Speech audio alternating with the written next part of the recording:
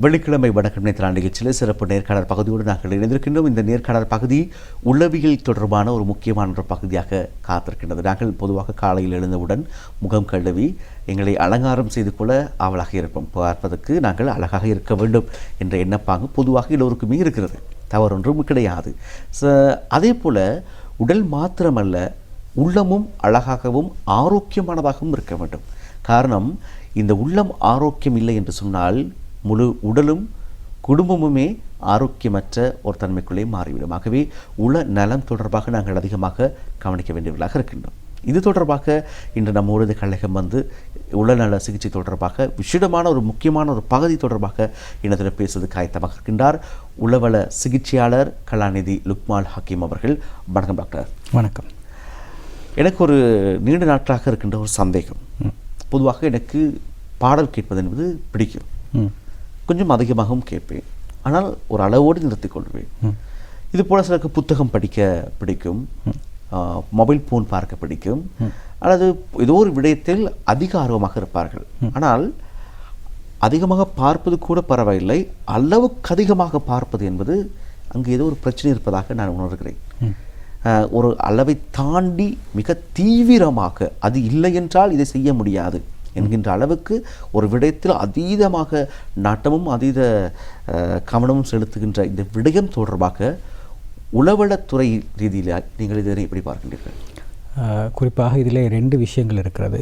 முதலாவது விஷயம் என்னென்னு சொன்னால், சிலருக்கு எப்படி இருக்கும் என்று சொன்னால், நாங்கள் சொல்லுவோம் ஒப்சஷன் என்று சொல்லுவார்கள். அதாவது இது ஒரு நோய் நிலைமை அப்படின்னு சொன்னால், அந்த விஷயம் அவர்களுக்கு திரும்ப திரும்ப வந்து அது பார்க்க தூண்டிக்கொண்டே இருக்கும். அது ஒரு சில சந்தர்ப்பங்களிலே ஒரு நோயாக கூட மாறுவதற்கான சந்தர்ப்பம் இருக்கிறது. உதாரணமாக நீங்கள் பார்க்கலாம், சிலருக்கு வந்து சுத்தம் என்பது திரும்ப திரும்ப அவர்கள் சுத்தம் செய்து கொண்டே இருப்பார்கள், கையை கழுவிக்கொண்டே இருப்பது. அதே போல் நீங்கள் பார்க்கலாம், அதாவது மூடிய கதவை திரும்ப லாக் பண்ணியிருக்கிறோமான்னு திரும்ப திரும்ப பார்த்து கொண்டிருப்பது.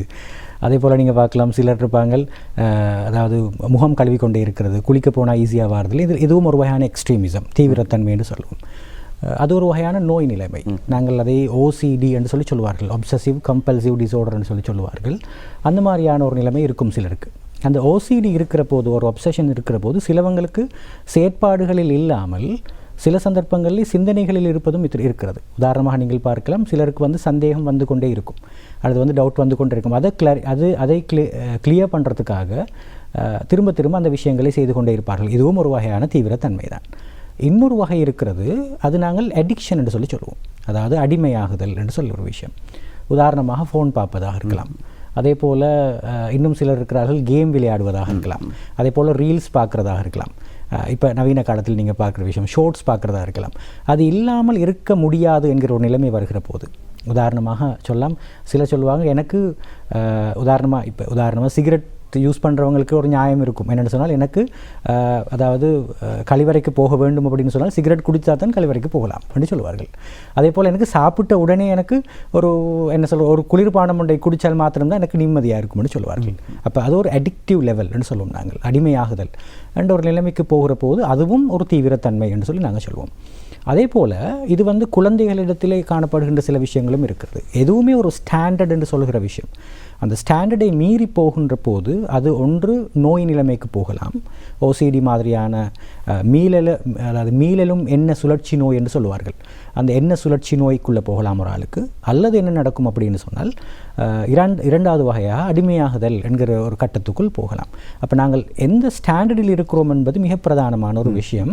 அதே போல் நீங்கள் பார்க்கலாம், இதை சிம்பிள் ஐடென்டிஃபை பண்ணுறது எப்படின்னு சொன்னால், எங்களுக்கு அன்றாடம் சில செயற்பாடுகள் இருக்கும், ஒரு ரூட்டின் ஒன்று இருக்கும். எங்களுக்கு காலையில் எந்திரிச்சத்துலேருந்து நைட்டில் தூங்குற வர காட்டியும் சில செயற்பாடுகள் செய்ய வேண்டியிருக்கும், ஒரு டார்கெட் வச்சுருப்போம். எப்போது அந்த விஷயங்களை செய்ய முடியாத அளவுக்கு எங்களுடைய இந்த அடிமையாகுதல் அல்லது இந்த தீவிரத்தன்மை என்பது கூடி போகிறதோ, அப்போது நாங்கள் ஏதோ ஒரு பிரச்சனையில் இருக்கிறோம் என்பதை நாங்கள் புரிந்து கொள்ள வேண்டும். அந்த சந்தர்ப்பத்திலே தான் சில சந்தர்ப்பங்களிலே அவர்கள் ஒரு உளவள சிகிச்சையாளரை சந்தித்து அல்லது ஒரு உளவியலாளரை சந்தித்து அதற்குரிய ஆலோசனைகளை பெற்றுக்கொள்ள வேண்டும், எப்படி நாங்கள் இதை மேனேஜ் பண்ணிக்கொள்ள வேண்டும் அப்படின்னு சொல்லிட்டு. தொலைபேசி இது உடனுக்குடன் தொலைவில் இருக்கின்ற ஒருவரையும் உடனடியாக தொடர்பாடுவதற்கான ஒரு சாதனமாக இருந்தாலும் இதனுடைய பரிணாம வளர்ச்சி இப்பொழுது ஸ்மார்ட் போனாக கைகளில் தவழுகிறது. இது வயது எல்லையையும் தாண்டி தவழுவது கவலைக்குரிய விஷயமாக இருக்கின்றது. ஒருவருக்கு ஒன்றுக்கு மேற்பட்ட ஸ்மார்ட் போன்கள் இருப்பதும் இது இங்கே விசித்திரமாக இருக்கின்றது. இது ஒரு புறம் இருக்க, இந்த ஸ்மார்ட் போன்கள் பாவனை என்பது பார்க்கின்ற பொழுது சில நாடுகள் 15 வயதுக்கு குறைந்தவர்களுக்கு முற்றாக தடை செய்திருக்கின்றது. இப்பொழுது நாங்கள் பார்க்கின்ற பொழுது துருக்கி நாட்டிலே இது தொடர்பாக மிக முக்கியமான ஒரு கவனம் செலுத்தப்பட்டு 15 வயதுக்கு குறைந்த சிறார்களுக்கு தொலைபேசி பாவனை, அதாவது கையடக்க தொலைபேசி ஸ்மார்ட் போன் பாவனையை தவிர்த்திருக்கிறது. இப்படியாக சில நாடுகள் மிக முக்கிய கவனம் செலுத்தி நடவடிக்கையும் எடுத்து வருவதை நாங்கள் காணுகின்றோம். இந்த ஃபோன், ஸ்மார்ட் ஃபோன் ஒரு பிரச்சனையாக பார்க்கப்படுவதற்கு என்ன காரணம் டாக்டர்? அதாவது இப்பொழுது நானும் எங்களுடைய வீடுகளிலும் பார்க்கின்றேன், இந்த ஃபோனில் ஒரு கார்ட்டூன் போட்டு கொடுத்தா தான் பிள்ளை சாப்பிடும் அப்படிங்கிற நிலைமைக்கு வந்துட்டு, நிலாவை பார்த்து சோறு ஊட்டின காலம் இருக்குது, பயமுறுத்தி சோறு ஊட்டின காலம் இருக்குது. ஆனால் தாண்டி இப்போது ஸ்மார்ட் ஃபோன் இல்லாமல், அந்த வீடியோ இல்லாமல் ஒரு சோறு ஊட்ட முடியாத ஒரு பரிதாபத்துக்குரிய ஒரு நிலைமைக்குள்ளே நாங்கள் வந்துட்டோம். இந்த விடயத்தை உடல் ரீதியாக நீங்கள் எப்படி பார்க்கின்றீங்க டாக்டர்? இந்த குறிப்பாக குழந்தைகளை பற்றி பார்க்கிற போது நாங்கள் ஒரு வார்த்தை பயன்படுத்துவோம், இமோஷனல் ஹுக்குன்னு சொல்லுவார்கள். இமோஷனல் ஹூக்குன்றது என்னென்றால், சாதாரணமாக நீங்கள் பார்க்கலாம், இது பிரைனில் நடக்கிற ஒரு விஷயம்தான். ஒரு சந்தோஷமான விஷயம் ஒன்றை பார்க்கிற போது பிரைனிலே நிறைய கடத்தி பதார்த்தங்கள் இருக்கிறது, நியூரோ கெமிக்கல்னு சொல்வார்கள். அதிலே குறிப்பாக டொபமைன் என்கிற ஒரு கடத்தி பதார்த்தம் இருக்கிறது.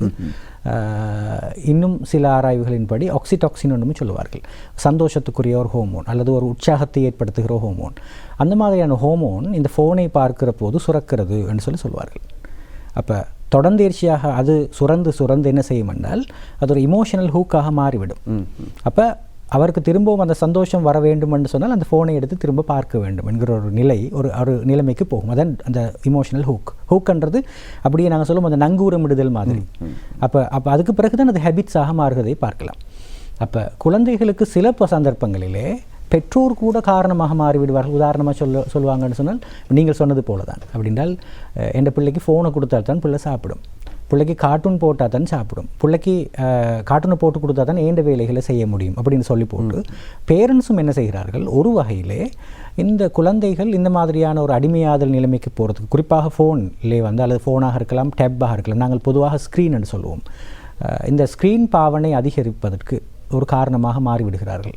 அவை இந்த உண்மையிலே மூளையிலே ஏற்படுகின்ற ஒரு செயற்பாடு தான், இந்த மாதிரியான கடத்தி பதார்த்தங்களுடைய செயற்பாடு தான் உண்மையிலே இந்த மாதிரியான ஒரு நிலைமையை தோற்றுவிப்பதை நீங்கள் பார்க்கலாம். அதனால்தான் அவர்கள் சில நேரம் அடம் பிடிக்கிறார்கள். இப்போதெல்லாம் சாதாரணமாக ஒவ்வொரு நாளும் நாங்கள் வைத்தியசாலைக்கு செல்கின்ற பொழுது அந்த கவுன்சிலிங் செஷன்களில் அமர்கிற போது ஒரு 10 பேர் வருவார்கள் அப்படின்னு சொன்னால் அதிலே நிச்சயமாக ஒரு 2 அல்லது 3 பேர், ஒரு 100க்கு 30% மாணவர்கள், குறிப்பாக இந்த யங்ஸ்டர்ஸை கூட்டி வருகின்ற போது பாடசாலை மாணவர்கள், சில நேரம் இந்த முறை ஓலவல் செய்கிறவர்களாக கூட இருக்கலாம், அல்லது அந்த பாடசாலையில் படித்து கொண்டிருக்கிற பருவத்தில் இருக்கிறவர்களை கூட்டி வருகின்ற போது பேரண்ட்ஸ் நிறைய பிரச்சனைகளோடு வருவார்கள். சொல்லுகின்ற மிக பிரதானமான ஒரு பிரச்சனைகளில் உண்டு, இவருக்கு ஃபோனை கேட்டு அடம் பிடிக்கிறார், சண்டை பிடிக்கிறார், கீழே விழுந்து அழுகிறார், முரண்படுறார், படிக்கிறார் இல்லை என்று சொல்லிட்டு நிறைய விஷயங்களை கம்ப்ளைண்ட் பண்ணால் பிரதானமான ஒரு பிரச்சனை இந்த ஃபோனாக மாறிவிடுவதை நீங்கள் பார்க்கலாம். இப்பொழுது பார்க்கின்ற பொழுது டாக்டர், இந்த எனக்கு தெரிய கடந்த வருடம் ஒரு விஷேட ஒரு கலந்துரையாடல் நான் பங்கு பற்றியிருந்தேன். வைத்தியர் உங்களை போன்றவர்கள் அதிகமாக இருந்தார்கள். அவர்கள் சொன்ன ஒரு விஷயம்தான், எக்காரணம் கொண்டும் 2 வயதுக்கு குறைவான பிள்ளைகளுக்கு இலத்திரனியல் திரையை காண்பிக்க வேண்டாம். டிவியாக இருக்கலாம், டேப்பாக இருக்கலாம், லேப்டாப்பாக இருக்கலாம், மொபைல் ஃபோனை காட்ட வேண்டாம் என்று சொல்லியிருக்கின்றார்கள். இது என்ன காரணமாக இருக்கலாம் டாக்டர்? குறிப்பாக எங்களுக்கு தெரியும், அந்த குழந்தைகளுடைய ஆரம்ப கட்டம், நாங்கள் அந்த ஆரம்ப கட்டத்திலே குழந்தைகளுடைய மூளை விருத்தி, அதே போல் குழந்தைகளுடைய மொழி விருத்தி என்கிற விஷயம், ஸ்பீச் டெவலப்மெண்ட் என்கிற பகுதி நடக்கிற ஒரு காலம். அந்த ஸ்பீச் டெவலப்மெண்ட் நடக்கிற காலத்திலே இந்த மாதிரியான நிறைய ஆய்வுகள் என்ன சொல்கிறது அப்படின்னு சொன்னால், இந்த மாதிரியான திரைக்கு அந்த குழந்தைகள் அடிமையாவதன் காரணமாக ஸ்பீச் டிலே என்கிற விஷயம் ஏற்படுகிறது என்பதை பார்க்கலாம். அப்போ ஸ்பீச் டிலே அதாவது குழந்தைக்கு அந்த குறிப்பிட்ட உதாரணமாக நான் பார்க்கலாம், பெண் குழந்தைகளுக்கும் ஆண் குழந்தைகளுக்கும் பேசுவதிலே ஒரு சின்ன வித்தியாசம் இருக்கிறது. பெண் குழந்தைகள் மிக அவசரமாக பேசிவிடுவார்கள். சில குழந்தைகள் 9 மாதம் 8 மாதங்கள் அளவிலே பேச ஆரம்பித்து விடுவார்கள். ஒரு 1.5 வயசு ஆகிற நேரம் சரளமாக, அதாவது நாங்கள் சொல்லுவோம் அந்த மிக ஃப்ளூயண்ட்டாக அவர்கள் பேசுவதை நீங்கள் பார்க்கலாம். பட் ஆண் குழந்தைகள் பேசுவதற்கு சற்றே தாமதமாகும். சாதாரணமாக 2 வயதாகலாம், 2.5 வயதாகலாம். ஆனால் நீங்கள் பார்க்கலாம் இந்த ஸ்க்ரீன் அடிக்ஷன் அல்லது இந்த ஃபோன் அடிக்ஷனுக்கு போகிற குழந்தைகளுடைய அதாவது மொழி விருத்தியை பொறுத்தவரையிலே தாமதம் அடைவதை நீங்கள் பார்க்கலாம். சில குழந்தைகள் 3.5 வயது, 4 வயது, 4.5 வயது, 5 வயதாகியும் பேச முடியாமல் ஓரிரு வார்த்தைகள் மட்டும் பேசுகிற குழந்தைகளும் இருக்கிறார்கள். இப்போ அவர்கள் போய் ஸ்பீச் தெரபிஸ்ட்டை பார்க்க வேண்டிய சிச்சுவேஷனில் இருப்பார்கள். போன உடனே ஸ்பீச் தெரபிஸ்டாக இருக்கலாம் அல்லது ஒரு உளவியலாளரை சந்தித்தால் அவர் சொல்லுகின்ற மிக பிரதானமான ஒரு விஷயம் என்னென்னு சொன்னால், நீங்கள் ஃபோன் கொடுப்பதை நிறுத்திக் கொள்ளுங்கள். நாங்கள் அப்படி நிறைய கேசஸ் பார்த்துருக்கிறோம். முக்கியமான காரணங்கள் உண்டு. இந்த குறிப்பாக இப்படி ஒரு விஷயம் நடக்கும். இப்போ எங்களுடைய இலங்கையர்கள் வெளிநாடுகளில் இருக்கிறவர்கள் இருக்கிறார்கள். உதாரணமாக வளைகுடா நாடுகளிலே அல்லது மேற்கத்திய நாடுகளில் இருக்கிறவர்கள் இருக்கிறார்கள். குறிப்பாக வளைகுடா நாடுகளில் இருக்கிறவர்கள் மேற்கத்திய நாடுகளில் இருக்கிற பெண்கள் குடும்பத்தை, அதாவது அவர்கள் தன்னுடைய கணவனுக்கு சப்போர்ட்டிவாக வேலைக்கு போகிறவர்கள் இருப்பார்கள். குழந்தைகளை டே கேர் சென்டரில் போட்டுவிட்டு போவார்கள். ஆனால் வளைகுடா நாடுகளில் இருக்கிற பெரும்பாலும் ஃபேமிலியாக இருக்கிறவர்கள் நீங்கள் பார்க்கலாம். நான் 100க்கு 100% சொல்லவில்லை. பெரும்பாலும் வீட்டிலே தான் அவங்க இருப்பாங்க. அதாவது அம்மாவும் பிள்ளையும் வீட்டில் தான் இருப்பாங்க. அப்பா வேலைக்கு போயிட்டு வருவார். அம்மா வீட்டில் இருக்கிற வேலைகளை செய்ய வேண்டிய ஒரு தேவை இருக்கிறது. அப்போ வீட்டில் சமைக்க வேண்டிய தேவை இருக்கிறது, க்ளீன் ஒர்க் பண்ண வேண்டிய தேவை இருக்கிறது, ஹவுஸ் ஹோல்டு ஒர்க் எல்லாம் இருக்குது. நிறைய செய்ய வேண்டும் என்பதனால் என்ன செய்வாங்கன்னு சொன்னால், அந்த பிள்ளையை கொஞ்சம் டைவர்ட் பண்ணுறதுக்காக, இல்லாட்டி அந்த பிள்ளை காலையில் எந்திரிச்சதுலேருந்து அம்மாவை டிஸ்டர்ப் பண்ணி கொண்டிருக்கும், டைவர்ட் பண்ணுறதுக்காக ஏதாவது ஒரு கார்ட்டூன் ஒன்றாக இருக்கலாம் அல்லது ஒரு சாங் ஒன்றாக இருக்கலாம், யூடியூபாக இருக்கலாம், போட்டு கொடுத்து விட்டு அவருடைய வேலையை பார்ப்பார்கள். அப்போ பிள்ளையுடைய மைண்ட் டைவர்ட் ஆகும் என்று சொல்கிறது தான் அவங்களுடைய நோக்கம்.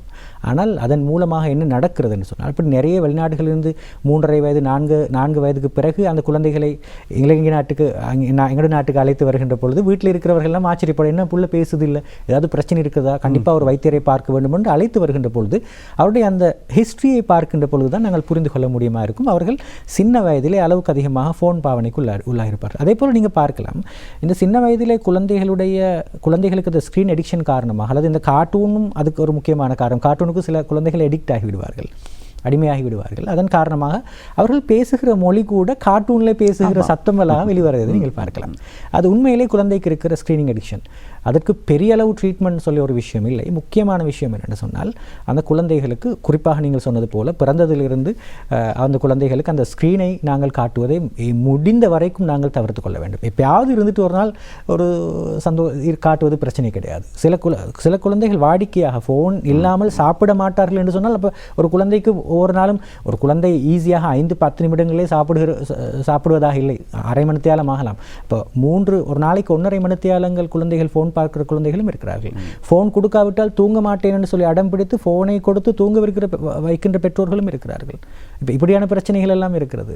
இப்போ குழந்தைகள் அடிமையாததற்கான சந்தர்ப்பம் அதிகமாக இருக்கிறது. அதனால்தான் வைத்தியர்கள் என்ன சொல்வார்கள் சொன்னால், நீங்கள் குழந்தைகளுடைய அந்த வளர்ச்சி விருத்தியிலே பிரச்சனைகள் ஏற்படும், மொழி விருத்தியிலே பிரச்சனை ஏற்படும், மூளை வளர்ச்சியிலே பிரச்சனை ஏற்படும். அது மாத்திரமல்ல, நவீன விஞ்ஞானம் கண்டுபிடித்திருக்கிற ஒரு மிக முக்கியமான விஷயம் என்னென்னு சொன்னால், அது குழந்தைகள் மாத்திரமல்ல, பெரியவர்களாக இருந்தாலும் அளவுக்கு அதிகமாக ஸ்க்ரீன் யூஸ் பண்ணவங்களாக இருந்தால், குறிப்பாக இந்த ஷார்ட்ஸ் பார்க்குறவங்க, டிக்டாக் பார்க்குறவர்கள், இந்த மாதிரியான விஷயம் பார்க்குறவர்களாக இருந்தால் அவருடைய பொறுமையினுடைய அளவு, பேஷன்ஸ் லெவல் குறைந்து போகிறது என்று சொல்லுவாங்க. என்ன காரணம் டாக்டர்? என்ன சொன்னால், நீங்கள் பார்க்கலாம், டிக்டாக்கை பார்க்கின்ற போது, ஷார்ட்ஸோ அல்லது இது பார்க்குற போது நாங்கள் மிக அவசரமாக அடுத்தடுத்த விஷயங்களுக்கு நகர்ந்து போய்விடுவோம். அப்போ அது எங்களுடைய ஹேபிட்ஸாக மாறிவிடுகிறது. அதனால் நீங்கள் பார்க்கலாம், குறிப்பாக கொரோனா காலங்களிலே தான் இந்த ஜூம் கிளாஸஸ் அப்படின்னு சொல்லி ஆரம்பித்து ஒரு நல்ல விஷயம்தான். அதாவது ஒன்றுமே இல்லாததுக்கு பதில் ஏதாவது ஒரு விஷயத்தை ஆன்லைன் மூலமாக கூட கற்பிக்கலாம் என்று சொல்லித்தான் அந்த ஏற்பாட்டை செய்திருந்தார்கள். ஆனால் அதனுடைய விளைவு என்னென்னு சொன்னால், அதற்கு பிறகு பாடசாலை ஆரம்பித்த பிறகு ஒரு ஆராய்ச்சி செய்து பார்த்தபோது நிறைய ஆசிரியர்களுடைய கம்ப்ளைண்ட் என்னென்னு சொன்னால், 25 மினிட்ஸுக்கு மேலே இந்த பிள்ளைங்களை கிளாஸ் ரூமுக்குள்ளே உட்கார வைக்க முடியலை, என்னால் கஷ்டமாக இருக்கிறது, பொறுமை இழக்கிறார்கள், அவங்களுக்கு ரொம்ப ஃப்ரஸ்ட்ரேஷன் ஆகிறது.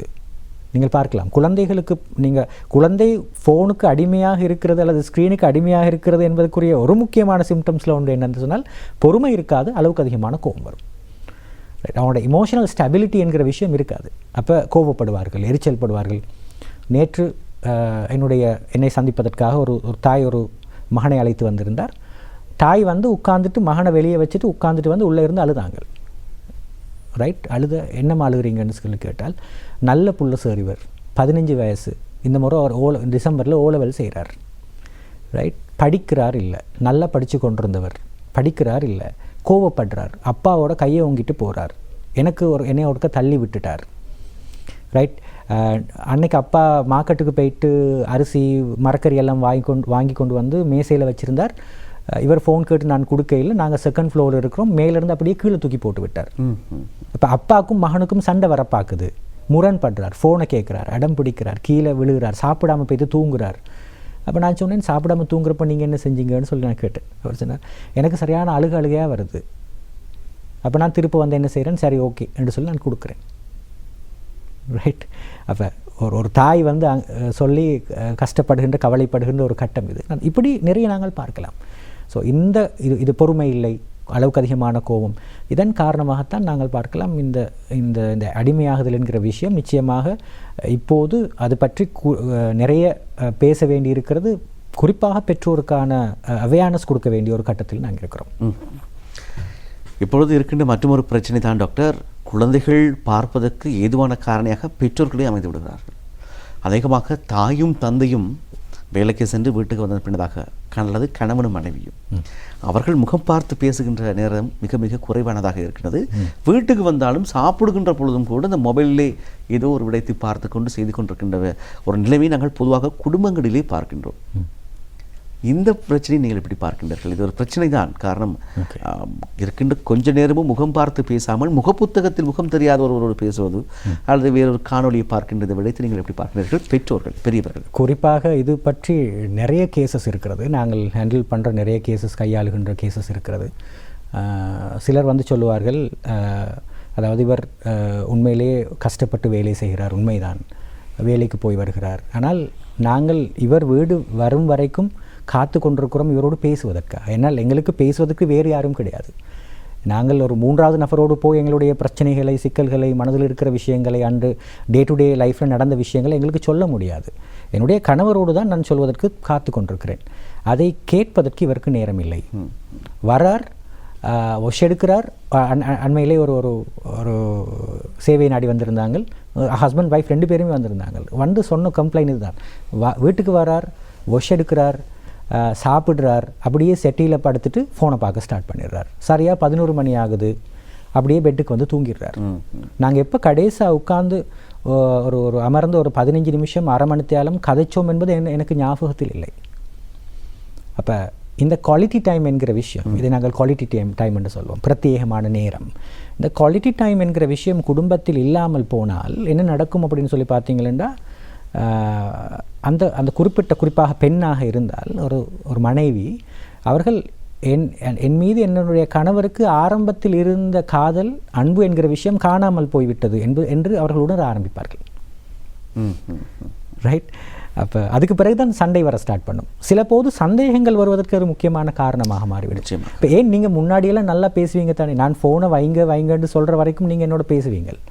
இப்போ என்னோட பேசுங்க வாங்கன்னு சொன்னால் கூட உங்களுக்கு வர்றதுக்கு நேரம் இல்லாமல் இருக்கிறது. அப்போ உங்களுக்கு வேறு யாரையாவது பிடிச்சிருக்கிறதா, என்னை பிடிக்கவில்லையா, ஆரம்பத்தில் இருந்த அன்பு இப்போ இல்லாமல் போய்விட்டதா என்று சந்தேகப்பட ஆரம்பிப்பதற்கும் சில சந்தர்ப்பங்களிலே இது ஒரு காரணமாக மாறிவிடுகிறது. அப்போ நிறைய குடும்பம் சம்பந்தப்பட்ட ஃபேமிலி கவுன்சிலிங், குடும்ப உளவள துணைக்கு வருகின்ற தம்பதியருக்கு இருக்கிற மிக பிரதானமான ஒரு பிரச்சனைகளில் ஒன்று என்னென்னு சொன்னால், இந்த மொபைல் ஃபோன் பாவனை, எப்படி அதை முகாமைத்துவம் செய்து கொள்வது அல்லது ஒழுங்குபடுத்திக் கொள்வது, எப்படி நிர்வகித்துக் கொள்வது என்பது தெரியாமல் அளவுக்கு அதிகமாக நாங்கள் சொல்கிறோம், அளவுக்கு அதிகமாக யூஸ் பண்ணுவதன் காரணமாக குடும்பத்தில் இருக்கிற சந்தோஷமும் இல்லாமல் போய்விடுவதை நீங்கள் பார்க்கலாம். இது ஒரு வகையில் குழந்தைகளையும் பாதிக்கிறது. எப்படி பாதிக்கிறது இது தொடர்பாக நாங்கள் பேசுவோம். ஒரு 10 நிமிடங்கள் எங்களுடைய நேர்கள் தொடர்ச்சியாக காத்திருங்கள். குழந்தை எப்படி பாதிக்கிறது, அதுக்கான சிகிச்சை முறைகள் என்ன, இது தொடர்பாக நாங்கள் நிறைய விடயங்களை பேசலாம். வர்த்தக விளம்பர இடைவேளை, இனிய பாடல்களை தொடர்ந்து சரியாக 10 மணிக்கு மீண்டும் தலைப்பினூடாக இணைந்து கொள்வோம்.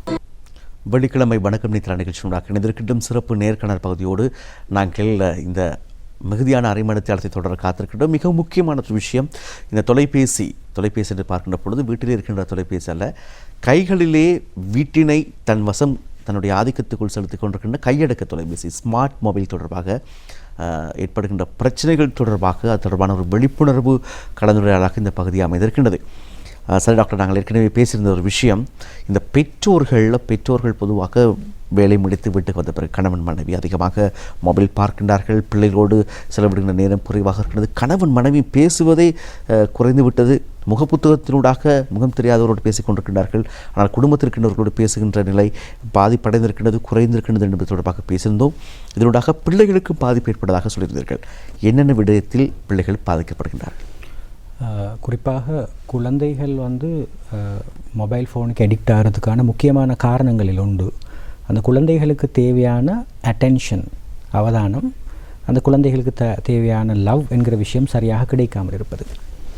அப்போ சில போது குழந்தைகளோடு பெற்றோர்கள் அவதானமாக இருக்கிற போது, அவர்களுடைய அவதானத்தை கொடுக்கிற போது, அன்பாக நடந்து கொள்கின்ற பொழுது, அவரோட நேரம் செலவழிக்கிற போது குழந்தைகளை நாங்கள் மொபைல் ஃபோன் அடிக்ஷன் என்கிற விஷயத்திலிருந்து அல்லது ஸ்க்ரீன் அடிக்ஷன் என்கிற விஷயத்திலிருந்து நாங்கள் தடுத்து கொள்ளலாம்.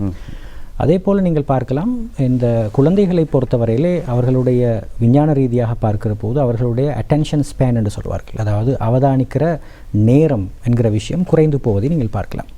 இப்போ பாடசாலையில் இருந்து வருகின்ற மிக முக்கியமான ஒரு கம்ப்ளைண்ட்ஸில் ஒன்று என்னென்னு சொன்னால், இவர் வகுப்பறையிலே படித்து கொடுக்குற பாடங்களை கவனிக்கிறார் இல்லை என்கிற ஒரு கம்ப்ளைண்ட் வரலாம். அதே போல் கன்சன்ட்ரேஷன் குறைவாக இருக்கிறது, அவதானம் குறைவாக இருக்கிறது, கவன குவிப்பு குறைவாக இருக்கிறது, ஒரு விஷயத்திலே ஃபோக்கஸிங் என்பது குறைந்து போயிருக்கிறது என்று சொல்லி நிறைய கம்ப்ளைண்ட்ஸோடு வருகிறவர்கள் இருக்கிறார்கள். அதே சில நேரம் பாடசாலையிலிருந்து அந்த குழந்தைகளை நேரடியாகவே அனுப்புகிறவர்கள் இருக்கிறார்கள். அதாவது பாடசாலையிலிருந்து நேரடியாகவே நீங்கள் கண்டிப்பாக ஒரு உளவியலாளரை சந்தித்து விட்டு வாருங்கள் என்று சொல்லி அனுப்பிவிடுகிறவர்கள் இருக்கிறார்கள். அவர்களுடைய அந்த அட்டென்ஷனை செக் பண்ணுகிற பொழுது நிச்சயமாக குறைந்து போவதை நீங்கள் பார்க்கலாம். இது ஒரு முக்கியமான பிரச்சனை. அதே போல் நீங்கள் பார்க்கலாம், இது சார்ந்து நீங்கள் பொதுவாகவே அந்த கூடிய அளவு மொபைல் ஃபோன் யூஸ் பண்ணுகிறவர்கள் நீங்கள் பார்க்கலாம். இந்த மொபைல் ஃபோன் யூஸ் பண்ணதுக்கு பேக்ரவுண்டாக இன்னொரு காரணியும் இருக்கிறதுன்னு சொன்னால் ஒரு வகையான கோப்பிங் மெக்கானிசம். கோப்பிங் மெக்கானிசம் என்பது ஆளுக்கால் வித்தியாசப்படும். உதாரணமாக நீங்கள் பார்க்கலாம், சிலர் இருக்கிறார்கள், இந்த பொதுவாக தமிழ் சினிமாவிலே சொல்லுகிறது போல் இந்த புண்பட்ட மனதை புகைவிட்டு ஆத்து என்று சொல்லுவார்கள் இல்லையா? அப்போ சில ஆட்கள் என்ன செய்வார்கள் என்று சொன்னால், இந்த அதாவது ஒரு டென்ஷன் ஆகிற போது சிகரெட் குடிக்கிற பழக்கம் அவர்கள் இருக்கும். அதே போல் நிறைய பேர் இருக்கிறார்கள், இந்த கோப்பிங் மெக்கானிசம், கவலை வருகிற போது, டென்ஷன் வருகிற போது, மூட் அவுட்டாக இருக்கிற போது சொல்லுவார்கள், சரியான மூட் அவுட்டாக இருக்குதுன்னு சொல்லுவார்கள். அதே போல் ஒரு எரிச்சல் உணர்வோடு இருக்கிற போது, எரிச்சல் உணர்வு மேலிடுகிற போது அவர்கள் செய்கிற வேலைகளில் ஒன்று என்னென்னு சொன்னால் இந்த மொபைல் ஃபோன் பார்ப்பது. இந்த மொபைல் ஃபோனுக்குள்ளே போகிற போது இன்னும் வேறு சில வகையான அடிக்ஷனுக்குள்ளும் அவர்கள் மாட்டிக்கொள்வதை நீங்கள் பார்க்கலாம். அது சில சந்தர்ப்பங்களில் கேம் அடிக்ஷனாக இருக்கலாம். சில குழந்தைகளை குறிப்பாக சிறுவர்களை அழைத்து வருகிற போது அவர்களுக்கு நீங்கள் பார்க்கலாம், ஒரு நாளைக்கு 4 அல்லது 5 மணித்தியாலங்களுக்கு அதிகமாக மொபைல் ஃபோனில் இருக்கிறவர்கள் இருக்கிறார்கள். என்ன செய்கிறீர்கள் என்று சொன்னால், ஒவ்வொரு வகையான கேம்களுடைய பேரை சொல்லி நான் இது விளையாடுகிறேன், நான் இதில் இந்த ஸ்டேஜுக்கு நான் போயிட்டேன் என்று சொல்லி பெருமைப்பட்டுக் கொள்கிறவர்கள் இருக்கிறார்கள். அதை பெருமையாக சொல்லுகிற பெற்றோர்களும் இருக்கிறார்கள். ரைட். அப்போ அது மிக முக்கியமான ஒரு பிரச்சனை. அப்போ நீங்கள் பாருங்கள், ஒரு குறிப்பிட்ட மாணவர் அளவுக்கு அதிகமாக 4-5 மணித்தியாலங்கள் ஃபோனிலே, அவருக்கு சில நேரம் ஆன்லைனிலே சில நேரம் டீச்சிங் நடக்கலாம். அது தவிர்த்து மேலதிகமாக இருக்கிற இந்த மாதிரியான கேம் அடிக்ஷன் மாதிரியான விஷயங்களிலே போகின்ற பொழுது அவருடைய கல்வி செயற்பாடுகளுக்கு என்ன நடக்கும் என்று பார்த்தீங்கள் என்றால், நிச்சயமாக அவருடைய கல்வி செயற்பாடுகள் பின்னோக்கி போய்கொண்டிருப்பதை பார்க்கலாம். அவருடைய மார்க்ஸ் குறைந்து போவதை பார்க்கலாம், அவருடைய பெர்ஃபார்மன்ஸ் குறைந்து போவதை பார்க்கலாம், ஆரம்பத்தில் இந்த ஆர்வம் குறைந்து போவதை பார்க்கலாம். இதெல்லாம் இந்த அடிக்ஷனுடைய விளைவுகள், கன்சிக்வன்சஸ் என்று சொல்லுவோம் நாங்கள். இது தவிர இன்னும் சில மாணவர்கள் குறிப்பாக நீங்கள் பார்க்கலாம், மோசமான வலைத்தளங்களை பார்வையிடுவது என்கிற நிலைக்கு போய்விடுவார்கள். இப்போ இதில் ஒரு சின்ன பிரச்சனை இருக்கிறது. என்னென்னு சொன்னால், மொபைலையும் கையில் கொடுத்து போட்டு, ரைட், அதுக்கு தேவையான எல்லா ஃபெசிலிட்டிஸையும் எடுத்து, வீட்டில் வைஃபை இருக்கிறது, கையில் மொபைல் ஃபோன் இருக்கிறது, குழந்தைகள் படிப்பதற்கென்று சொல்லி பெற்றோர்கள் நல்ல மனதோடு அதற்கான அறைகளை ஏற்பாடு செய்து கொடுத்திருக்கிறார்கள். ரூமில் லாக் பண்ணி கொள்ளலாம். என்ன நடக்கும்னு நினைக்கிறீர்கள்? நான் சொல்லவில்லை எல்லா மாணவர்களும் மோசமான வலைத்தளங்களை பார்க்கிறார்கள் என்று சொல்லவில்லை. நன்றாக கன்சன்ட்ரேஷனோடு அவதானத்தோடு படிக்கிற மாணவர்கள் இருக்கிறார்கள். ஆனால் நாங்கள் சொல்லுவோம் இல்லையா, அதாவது 2 பக்கமும் இருக்கும் அப்படின்னு சொல்லி, ஒரு கத்தி எடுத்துக்கொண்டால் 2 வேலை செய்யலாம். அது நலவும் நடக்கலாம், ஒரு கெடுதியும் நடக்கலாம். அதே போல் தான் இந்த மொபைல் ஃபோன் எப்படி பயன்படுத்துகிறார்கள் என்பது மிக பிரதானமான விஷயம். அப்போ மொபைல் ஃபோனில் எத்தனை பேர் என்சைக்ளோபீடியாவை பார்க்கிறார்கள், மொபைல் ஃபோனில் எத்தனை பேர் நல்ல விஷயங்களை பார்க்கிறார்கள் என்று சொல்லி நீங்கள் அவதானித்தால் மிக குறைவாகத்தான் இருக்கும். அப்போ குழந்தைகளுக்கு அப்படியான ஒரு ஆப்பர்ச்சுனிட்டி கிடைக்கிற போது அவர்களுக்கு மெச்சூரிட்டி இருக்காது. சில சந்தர்ப்பங்கள் அவருடைய நண்பர்கள் சில வகையான லிங்க்களை வந்து பகிர்ந்திருப்பார்கள், ஷேர் பண்ணியிருப்பார்கள், அவருடைய வாட்ஸ்அப் குரூப்புகளிலே அல்லது வந்து இன்ஸ்டாகிராம் போஸ்ட்லேயே வந்து பகிர்ந்திருப்பார்கள். அப்போ அடுத்தடுத்த கட்டம் என்ன செய்யும்னு சொன்னால், அப்போ நீங்கள் யோசிச்சு பாருங்கள், ஒரு விஷயத்தை பார்த்து கொண்டு இருக்கிற போது அவருக்கு டொபமைன் அதிகமாக சுரக்க ஆரம்பிக்கும் இல்லையா? அப்போ அந்த விஷயம் பிடித்து போய்விடும் அவருக்கு தெரியாமலே, அந்த வயதை எட்டாமலே அந்த விஷயங்களை தெரிந்து கொள்கின்ற பொழுது அதை எப்படி பயன்படுத்துவார்னு சொல்லி எங்களுக்கு தெரியாது. அப்போ நீங்கள் பார்க்கலாம், இலங்கையிலே அண்மையிலே செய்யப்பட்ட ஒரு ஆய்வும் சொல்லுகிறது, மிக அதிகமாக மோசமான வலைத்தளங்களை பார்க்கிறவர்கள் 9 வயதுக்கும் 18 வயசுக்கும் இடைப்பட்டவர்கள், கிட்டத்தட்ட 63%. ரைட். அந்த மாதிரியான அடிக்ஷனோடு வருகிறவர்கள் இருக்கார்கள். சில நேரம் சில பெற்றோர்கள் அந்த குழந்தைகள் பார்த்த வலைத்தளங்களுடைய அட்ரஸையும் அப்படியே ஸ்க்ரீன்ஷாட் எடுத்துக்கொண்டு, அவர்களுக்கு தெரியாது, ஏன்னா அந்த குழந்தைகளுக்கு ஈஸியாக வந்து அந்த ஹிஸ்ட்ரியை வந்து அழித்து போட முடியும். சில நேரம் பெற்றோர்களுக்கு அந்த நாலேஜ் இருக்காது. ரைட். அப்போ அந்த மாதிரியான அடிக்ஷன் லெவலுக்கு போகிறதும் இருக்கிறது. அதே போல் நீங்கள் பார்க்கலாம், இப்போது அதாவது நாங்கள் சொல்லுவோம் ஒரு வகையான அபாயகரமான ஒரு சிச்சுவேஷன் தான் இது. என்னென்னு சொன்னால், அதாவது கண்டு கேட்டிராத பார்த்திராத நபர்களோடு உறவுகளை வளர்த்துக்கொள்வது. எந்த நாட்டில் இருக்கிறார்கள் என்பது தெரியாது, யாரென்று தெரியாது, என்ன வகையான குணமுடையவர்கள் என்று சொல்லி தெரியாது. அப்போ இந்த அன்னோன் பர்சனோடு ஏற்படுகின்ற இந்த உறவு இருக்கிறது அல்லவா, இது வந்து வேறு வகையான பிரச்சனைகளுக்கு அவர்களை கொண்டு போகும். சில நேரம் இவருடைய ப்ரைவசியான விஷயங்கள் அவர்கள் ஷேர் பண்ணியிருப்பார்கள், ஃபோட்டோஸ் பகிர்ந்திருப்பார்கள். அப்படி பகிர்ந்தால் அதன் மூலமாக என்ன நடக்கும் என்று சொன்னால், அவர்கள் வந்து இவங்களை பிளாக்மெயில் பண்ணுறது, காசு கேட்கறது, அதே போல் அதை தாங்க முடியாமல் இவர்கள் தற்கொலைக்கு போவது என்று சொல்லி இதனுடைய கன்சிக்வன்சஸ், விளைவுகளை பற்றி நாங்கள் பேச ஆரம்பித்தோம் என்றால் எக்கச்சக்கமான பாதிப்புகள் இருப்பதை பார்க்கலாம். அதே போல் நீங்கள் பார்க்கலாம், அண்மையில் 2018ஆம் ஆண்டு செய்யப்பட்ட ஒரு ஆய்வு சொல்லுகிறது, இது வந்து ஒரு அன்அஃபிஷியலான ஒரு ஆய்வு சொல்லுகிறது என்று சொன்னால், அதாவது இந்த விவாகரத்துக்கு வருகிறவர்கள் இருக்கிறார்கள் இல்லையா, அந்த விவாகரத்துக்கு வருகிறவர்களில் கிட்டத்தட்ட ஒரு 15% காரணம் ஏன் விவாகரத்துக்கு அப்ளை செய்கிறார்கள் என்று சொல்லி நீங்கள் பார்த்தீங்கள் என்றால், இந்த மொபைல் சீட்டிங் அல்லது இந்த சோஷியல் மீடியா சீட்டிங், தன்னுடைய கணவரை அல்லது தன்னுடைய மனைவியை மொபைல் ஊடாக, சோஷியல் மீடியா ஊடாக யாரோடு முன்பின் தெரியாத ஒருத்தரோடு ஒரு கனெக்ஷனை ஏற்படுத்தி கொண்டு அதன் மூலமாக சீட்டிங் நடந்தனுடைய விளைவாகத்தான் இவர்கள் விவாகரத்துக்கு வருகிறார்கள் என்கிற ஒரு ஆய்வும் சொல்லியிருக்கிறார். இப்படி விளைவுகள், குழந்தைகளுடைய கல்வி செயற்பாடுகள், அவருடைய அவதானம், அது மாத்திரமல்ல, நிறைய பெற்றோர்கள் வருவார்கள், என்னுடைய குழந்தை இப்போது நான் சொல்வதை கேட்கிறார் இல்லை, நான் சொல்வதற்கு ஒபே பண்ணுகிறார் இல்லை, என்னுடைய சொல்லு கேட்டுக்கொண்டிருந்த மகன் இப்போ என்னுடைய சொல்ல கேட்கிறார் இல்லை, சண்டை பிடிக்கிறார், ஏசுகிறார், மோசமான வார்த்தைகளை பயன்படுத்துகிறார். ரைட். அவர் இப்படி இருந்த ஒரு நபர் அல்ல, எல்லோரும் அவரை ஆச்சரியமாக பார்க்கிறார்கள் என்று சொல்லுகின்ற பெற்றோர்களும் இருக்கிறார்கள். என்ன காரணம் என்று சொன்னால், மொபைலாக இருக்கும், இந்த ஏதாவது ஒரு சோஷியல் மீடியா அடிக்ஷனாக இருக்கும், அல்லது இந்த போனோகிராஃபி அடிக்ஷனாக இருக்கும், அல்லது இந்த சேட்டிங், சிலவங்களுக்கு சேட்டிங் அடிக்ஷன் இருக்கிறது. சேட் பண்ணுறது சரியான இன்பமான விஷயம். மனைவி இருப்பாள், மனைவியோடு பேசுவதற்கு அவருக்கு நேரம் இல்லை, மனைவியோடு சந்தோஷமாக பேசுவதற்கு அவருக்கு காலம் இல்லை. ஆனால் முன்பின் தெரியாத ஒரு நபரோடு சேட்டிங் பண்ணி கொண்டிருப்பார். சில நேரம் அதை மனைவிமார் பிடித்து கொண்டு அது அப்படியே ஒரு சீட்டிங்காக மாறி பிறகு அது ஒரு விவாகரத்திலே முடிகிற கேசஸும் இருக்கிறது. நான் சொல்ல வருகிற விஷயம் என்னென்னு சொன்னால், இந்த மொபைல் ஃபோன் என்பது நாங்கள் அதை ஒரு நல்ல விஷயத்துக்கும் பயன்படுத்தலாம், மோசமான விஷயத்துக்கும் பயன்படுத்தலாம். குறிப்பாக குழந்தைகளுக்கு ஒரு பெரிய பாதிப்பை ஏற்படுத்தி இருக்கிறது என்பதை நாங்கள் ஏற்றுக்கொண்டு தான் ஆக வேண்டும். நல்ல விஷயங்கள் இல்லாமல் இல்லை, ஆன்லைனிலே கற்றுக்கொள்கிறார்கள் இல்லாமல் இல்லை, ஆனால் எவ்வளவு தூரம் என்பது மிக பிரதானமான விஷயம். ஆகவே பெற்றோர் இந்த விஷயத்திலே ரொம்ப அவதானமாக இருக்க வேண்டும். ஆம் டாக்டர், ஒரு கசப்பான ஒரு உண்மை, சொல்வதற்கும் கஷ்டமான விஷயம் இருந்தாலும் சொல்லித்தான் ஆக்க வேண்டும். அண்மையில் கொழும்பில் இருக்கின்ற ஒரு பிரதான ஒரு பாடசாலையில், பிரபலமான ஒரு பாடசாலையில் ஒரு செல்வாக்கு படைத்த ஒரு மாணவன் சில ஆசிரியர்களோடு அவர்களோடு அந்தரங்க வீடியோக்களை அவனுடைய மொபைல் ஃபோனில் சிக்கியதை பற்றி மிக பிரபலியமாக பேசப்பட்ட செய்திகள் வெளிவந்தன. இதுடன் ஆழத்தில் சென்று பார்க்கின்ற பொழுது டாக்டர், சில மாணவிகள், பாடசாலை மாணவர்களாக இருக்கலாம் அல்லது வெளிநபர்கள், வெளிநாட்டில் இருக்கின்றவர்கள் பலரோடு இந்த காதல் வயப்பட்டு சில அந்தரங்க காட்சிகளை பகிர்ந்து கொள்கின்றார்கள் மொபைல் ஊடாக. பின்னாட்களில் அதே பயமுறுத்தி இவர்கள் வலுக்கட்டாயமாக இந்த விடயத்துக்குள் மீண்டும் மீண்டும் திணிக்கப்படுகின்றார்கள். இந்த விடயத்தினூடாக பார்க்கின்ற பொழுது இந்த மாணவர்கள் மிகப்பெரிய ஒரு மன அழுத்தத்துக்குள்ளே வந்து விடுகிறார்கள். சில நாள் தற்கொலை என்கின்ற ஒரு முடிவு கூட போய்விடுகிறார்கள். ஆகவே இந்த விடயத்தை நீங்கள் எப்படி பார்க்கிறீர்கள் டாக்டர்? எப்படி நாங்கள் தடுக்கலாம்? நிச்சயமாக இந்த பிரச்சனை நடக்கிறது இல்லையா? அப்போ நாங்கள் இது வந்து நாங்கள் ஒவ்வொரு ஒவ்வொரு மட்டத்தில் இருக்கிறவர்களுக்கும் நாங்கள் வித்தியாசமாக கைட் பண்ண வேண்டிய ஒரு தேவை இருக்கிறது. குறிப்பாக பெற்றோர்களை பொறுத்தவரையிலே அவர்கள் செய்ய வேண்டிய முக்கியமான 6 விஷயங்களை நாங்கள் இங்கே அவர்களோடு டிஸ்கஸ் பண்ணலாம். அதுக்கு பிறகு பெரியவர்கள் என்ன செய்யலாம் என்ற ஒரு விஷயத்தை நாங்கள் பார்க்கலாம். பெற்றோர்களுக்கு உளவியல் ரீதியாக சொல்லுகின்ற முதலாவது விஷயம் என்னென்னு சொன்னால் இந்த ஃபோன் ஃப்ரீ ரூல்ஸ் என்று சொல்லுவார்கள். அதாவது குறிப்பிட்ட சில சந்தர்ப்பங்களில் நீங்கள் ஃபோன் யூஸ் பண்ணக்கூடாது. அதில் மிக பிரதானமான ஒரு நேரம் என்னென்னு சொன்னால் இந்த டைனிங் டைம், சாப்பிட்ற நேரம் ஃபோன் யூஸ் பண்ணக்கூடாது என்பது மிக பிரதானமான விஷயம். நாங்கள் பார்க்கலாம் சில அதாவது சமயம் சார்ந்த விஷயங்களில் கூட இந்த மைண்ட்ஃபுல்னஸ் என்கிற ஒரு விஷயம் இருக்கிறது. எந்த ஒரு விஷயத்தையும் முழுதாக மனது வைத்து விரும்பி ஈடுபாட்டோடு செய்ய வேண்டும் என்கிற விஷயத்தை தான் நாங்கள் மைண்ட்ஃபுல் என்று சொல்லுவோம். நாங்கள் மைண்ட்ஃபுல்னஸாக செய்யாத எந்த ஒரு விஷயத்திலையும் உண்மையிலே நாங்கள் எதிர்பார்க்குற ரிசல்ட்ஸ் வராது.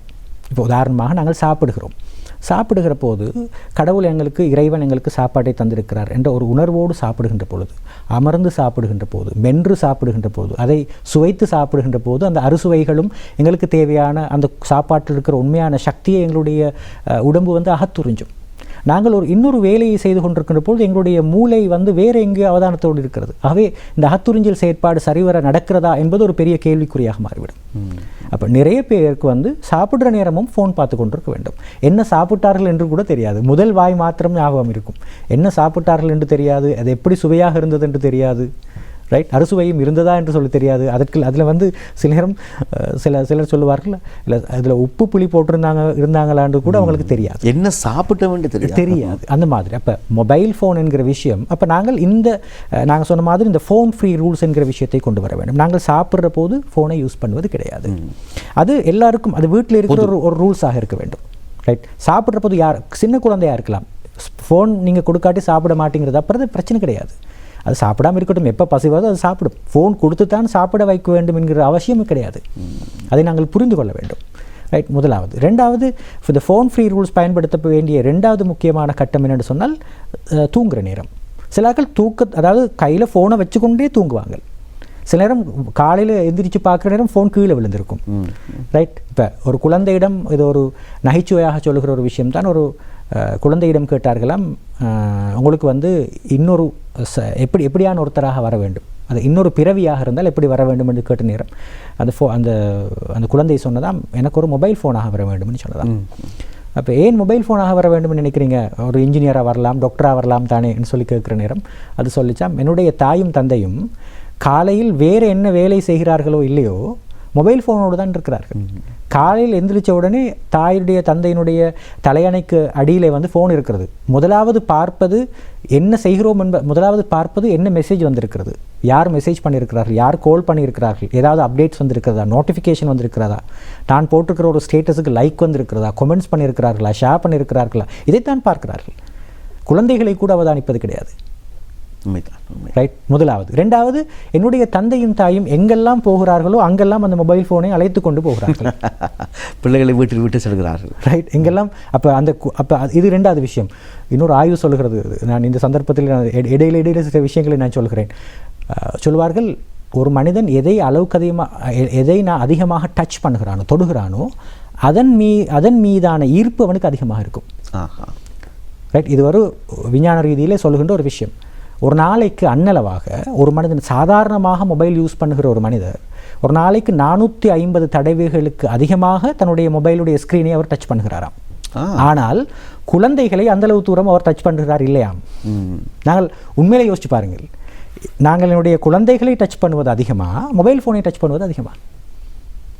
அப்போ குழந்தைகள் மீதான பாசமும் இரக்கமும் அட்டாச்மெண்ட்டும் அதிகமாகுமா, அல்லது மொபைல் மீதான ஈர்ப்பும் ஈடுபாடும் அதிகமாக இருக்குமா என்று கேட்டால், மொபைல் மீதான, என்றால் அதைத்தான் அதிகமாக டச் பண்ணுறாங்க. ரைட், இப்போ குழந்தைகளை சொல்லுகிறார்கள், என்னுடைய பெற்றோர் இப்படி இருக்கிறார்கள். அப்போ நாங்கள் சொல்ல வேண்டிய விஷயம், இந்த தூங்குகிற நேரம், இப்போ காலையில் எந்திரிச்சோடனே பார்க்குற விஷயம் அதுதான். இதுதான் நாங்கள் பார்க்குறோம். அப்போ குழந்தைகளும் இந்தளவு தூரம் பாதிக்கப்பட்டிருக்கிறார்கள். நாங்கள் முதலாவது நான் சொன்ன மாதிரி ஃபோன் ஃப்ரீ ரூல்ஸ் என்கிற விஷயத்தை கொண்டு வர வேண்டும். இது மிக பிரதானமான விஷயம். அதே போல் இந்த குடும்ப கலந்துரையாடல்கள் நடக்கிற போது, உதாரணமாக கணவன் மனைவியோடு பேசுகிற போது எதற்கு மொபைல்? ரைட், ஒரு தாயும் தந்தையும் தன்னுடைய குழந்தைகளோடு பேசுகிற போது எதற்கு மொபைல்? தேவையில்லையே. ரைட், அவசியம் இல்லை. சில கணவர்மார் இருக்கிறார்கள், மனைவிமாரும் இருக்கிறார்கள், ஃபோனை அதாவது அந்த ஸ்க்ரோல் பண்ணியே பேசுவார்கள். சொல்லுங்க, நான் கேட்டுட்டு தான் இருக்கிறேன், காது கேட்கறது எனக்குன்னு சொல்லுவார்கள். அப்படி ஒரு விஷயம் தேவையில்லை. அது ஒரு குவாலிட்டி டைமாக இருக்காது.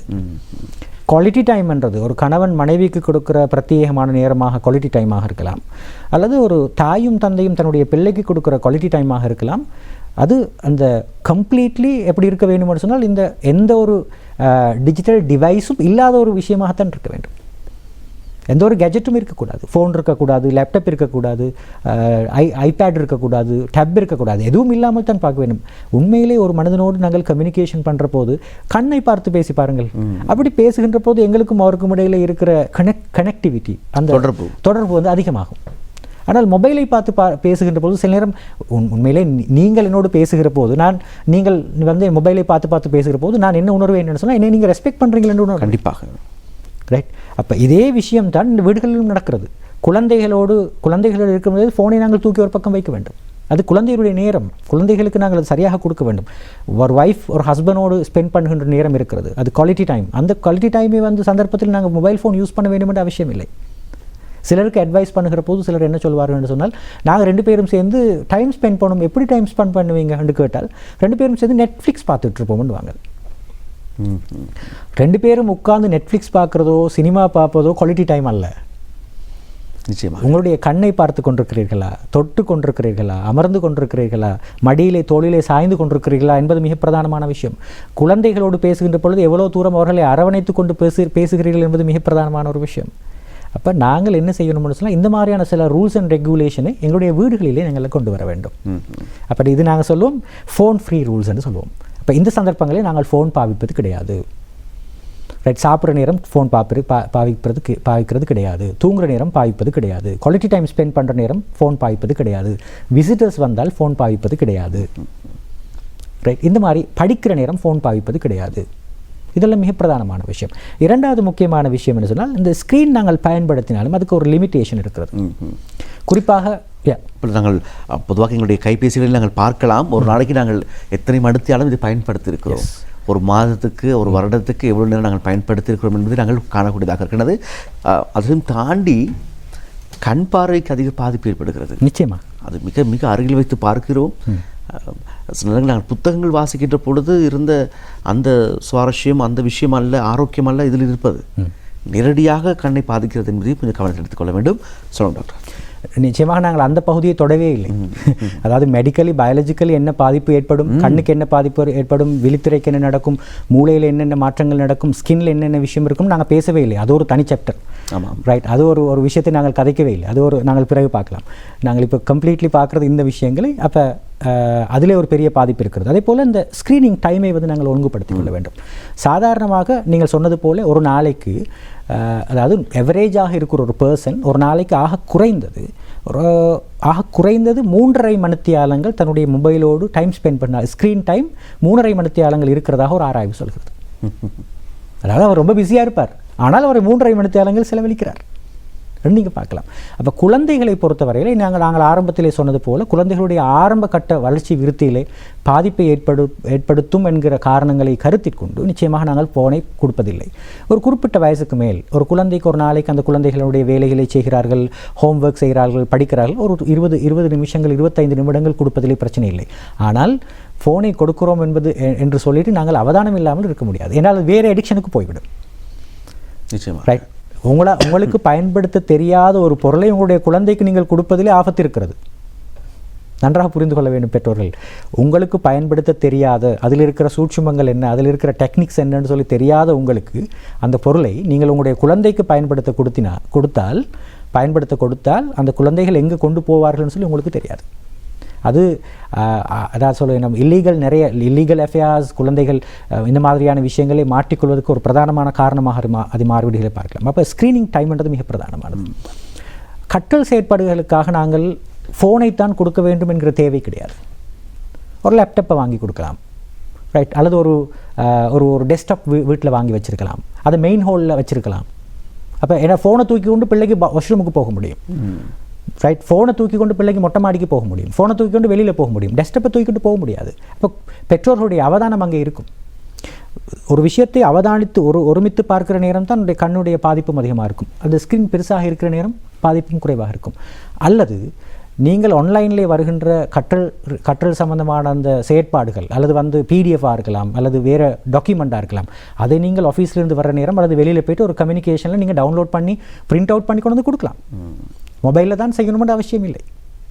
ரைட், இது ரெண்டாவது முக்கியமான விஷயம். ஸோ நாங்கள் பெரியவர்களாக இருந்தால், சாதாரணமாக குழந்தைகள் ஒரு 15-16 வயதாக இருக்கிறார்கள், அவர்களுக்கு தேவை இருக்கும், தன்னுடைய நண்பர்களோடு பேசுவதற்கு அவகாசம் இருக்கும், ஏதாவது டவுன்லோட் பண்ண வேண்டியிருக்கும், ஏதாவது பார்த்து எழுத வேண்டியிருக்கும், சில சந்தர்ப்பங்களில் கொஞ்சம் ஒரு என்டர்டைன்மெண்ட்டுக்காக ஏதாவது ஒரு விஷயத்தை பார்க்க வேண்டியிருக்கும், அதாவது பொருத்தமான விஷயத்தை பார்க்க வேண்டியிருக்கும் என்ற கட்டம் இருந்தால் ஒரு 35 minutes to 45 minutes பார்ப்பதிலே பிரச்சனை கிடையாது.